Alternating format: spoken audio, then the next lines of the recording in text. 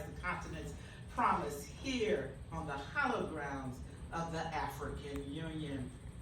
Thank you for all the hard work to bring this session to fruition by scholars, staff, and other stakeholders in the African Union, United Nations Development Program Regional Bureau for Africa, Office of Historically Black Colleges and University Development.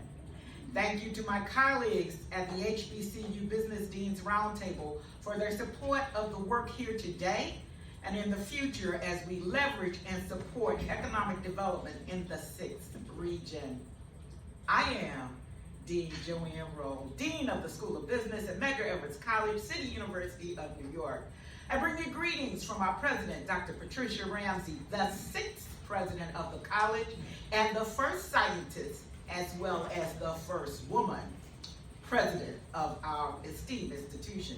Just over 50 years ago, our great institution was founded to afford members of the community of Brooklyn, New York, not far from the steps of the African Union here in New York, an opportunity to experience something even greater than they had ever imagined, a life enhanced by higher education, academic achievement. I also bring you greetings from the HBCUs and predominantly Black institutions that continue to educate and produce a diverse talent pipeline to fuel economic development in public and private businesses, governments, the academy, and international organizations around the world. We are here today and tomorrow to talk about collaboration, change, transformation, and developing a new way of life for those on the continent by leveraging the knowledge, expertise, and sheer will of the African diaspora around the world. I ask you today to get personal. Don't think about what your neighbor, friend, or colleagues can do. Think about what you can do. Now I want to tell you a story, and it's a very personal story. We at Medgar Evers College have been working on several economic development and entrepreneurship projects, and we wanted to share our work with others. In 2016, we held 2 international conferences, one on social entrepreneurship for the smaller businesses, and the other on corporate social responsibility for larger organizations. After the conferences, participants from Jamaica, Kenya, Chile, and the U.S. came together around one central theme. We wanted more socioeconomic opportunity for the students we serve.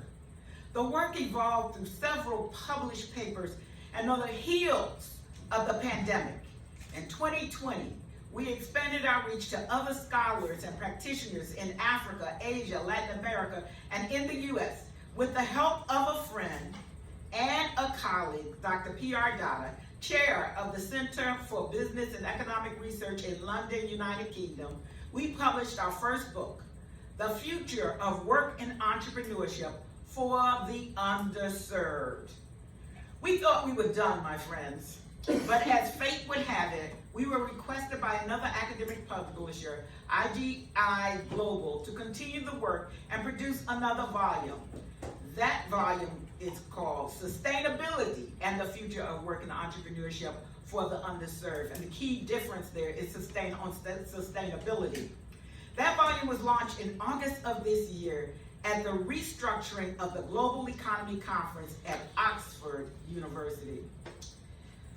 I can't express to you my feelings of humility and gratitude as I walked in the Oxford University SAD School of Business past the Nelson Mandela Hall, a world-class and highly ranked institution like this setting that we are in today, as the ambassador said.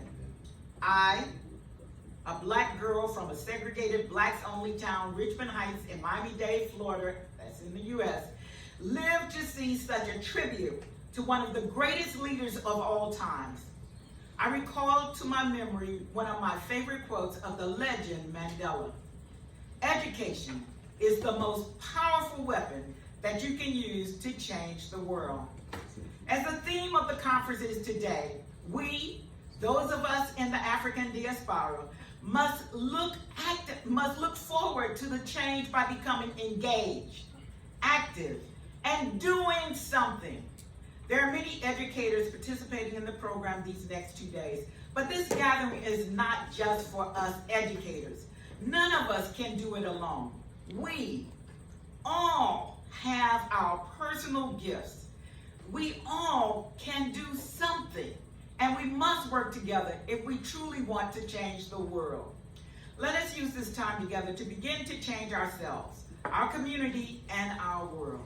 As scholars and practitioners, we must be bold, we must be courageous, and we must be vigilant in our quest for truth and socioeconomic justice, such as the world has never seen.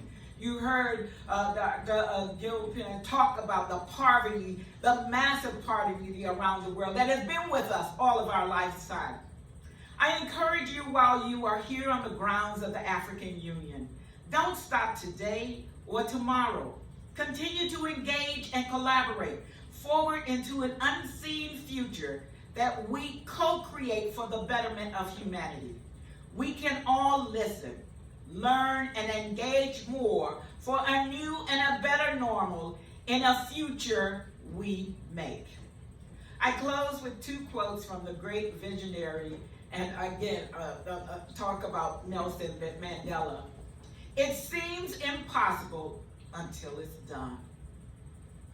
And you think of what happened in South Africa. And this one next is my very most personal favorite. Do not judge me by my successes.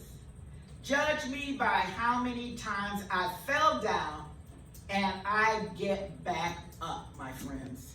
We may all fall, colleagues, but together we will rise and reshape this flat world of ours today for a better worldwide future for all. Be blessed and enjoy the session. Thank you.